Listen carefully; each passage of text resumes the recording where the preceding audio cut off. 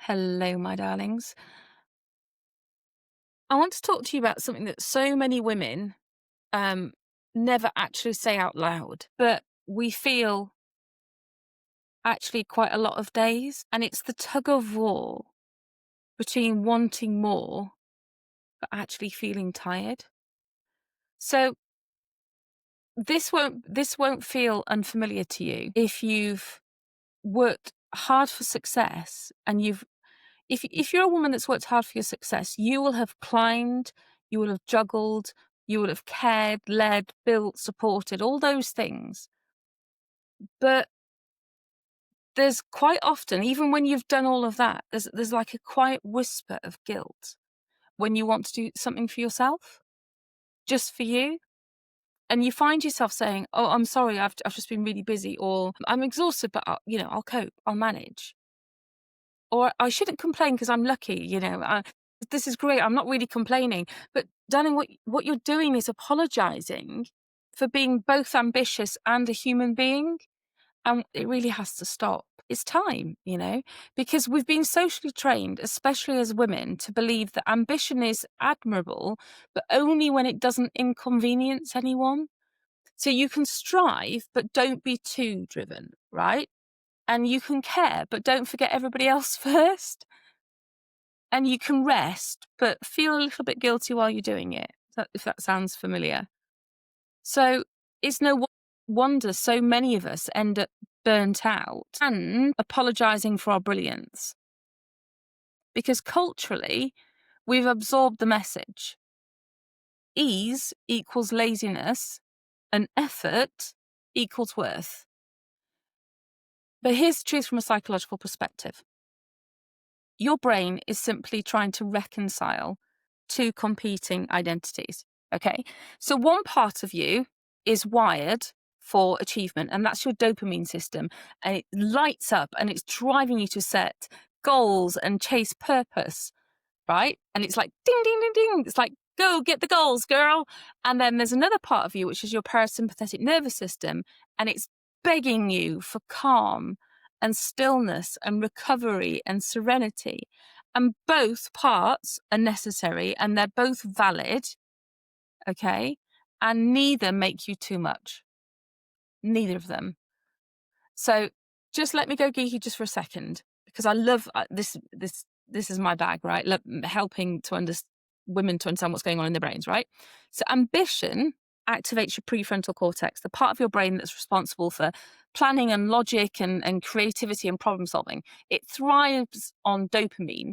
And that's the anticipation chemical, the one that says, oh, there's something exciting to chase, right? ADHD. But here's the twist. That same system is actually quite fragile and it gets depleted when your body's stress, when your body's stress response, your cortisol system never switches off. That gets depleted. Okay. So when you live in a constant state of doing, sorry, I hate inverted, but anyway, when you live in a constant state of doing, your brain literally forgets how to rest. All right. So the wiring between your prefrontal cortex, your logic and your drive, and your amygdala, which is kind of like if you put a pencil, I guess, between your two ears, but please don't, your emotional alarm system starts misfiring. And that's when you feel overwhelmed or snappy or emotional or like you just can't think straight. So when you're ambitious and exhausted, it's not a moral failing. It's a neurological imbalance, one that can be rewired. So here's where the coaching comes in, because the goal isn't to shrink your ambition to make room for your exhaustion. It's to honor both sides of what you actually need. You can be driven and drained. You can love your work and crave rest. You can want more and not be available for everything. What I often teach my clients is that your exhaustion isn't weakness, it's data, it's feedback. Okay. It's your nervous system saying, I've been amazing for you, but I'm out of fuel right now. Okay. Time out. I'm done. So instead of pushing yourself harder, ask yourself, what if rest was part of the plan, not the reward? What if calm was the secret weapon of high performing women?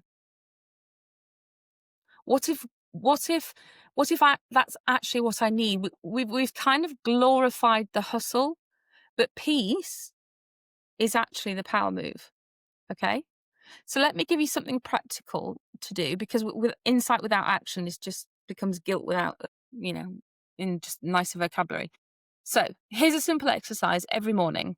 Write down two things.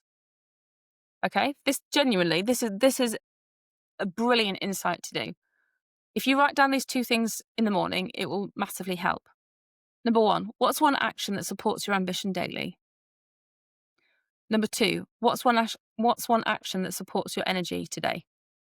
So, what's one action that supports my ambition? What's one action that supports my energy? So you could say, well, I'm going to pitch the new idea that I'm working on that supports my ambition, and the energy, I'm going to take a 20-minute walk outside without my phone, that supports my energy. By balancing those two intentions daily, you start teaching your brain that both drive and rest are safe, because you're giving space for both of them. You're literally replanning your nervous system to understand that slowing down doesn't mean losing momentum. It means sustaining momentum, because you can't sustain just drive forever. And when you start doing it consistently, something shifts, and you're not apologizing for ambition. You're embodying it with compassion. So you're not going to hide your exhaustion. You're going to listen to it and adjust to it. So the next time you hear yourself saying, sorry, I've just been so busy, pause instead and say, I've been doing a lot and I'm really proud of myself, but I'm making space to rest a little bit, to rest. I'm just having because you're not too much. You're not falling. You're not failing. You're not behind. You're just finally acknowledging both sides of who you are. The woman who builds and the woman who breathes, because you don't have to apologize for being ambitious and exhausted. You have to give both parts of you permission to coexist. That's what real balance looks like. It's not perfection, it's harmony. And if this resonates with you, darling, maybe it's time to look at how you can create your own brand of peace, a way of living that honors your goals and your nervous system, because you deserve both the dream and the deep breath. I'm creating something. Well, I've written it.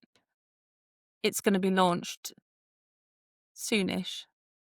But if you want to be on the waiting list, just comment below code. Just comment code below, and I will send you the details for the waiting list, because it's going to be beautiful. I'm very excited. And follow me for more mindset tips, emotional intelligence, coaching, and calm for ambitious women, because I think we're done hiding, right? We're not going to do that anymore. All right, my darlings, take care. And I'll speak to you soon. Bye.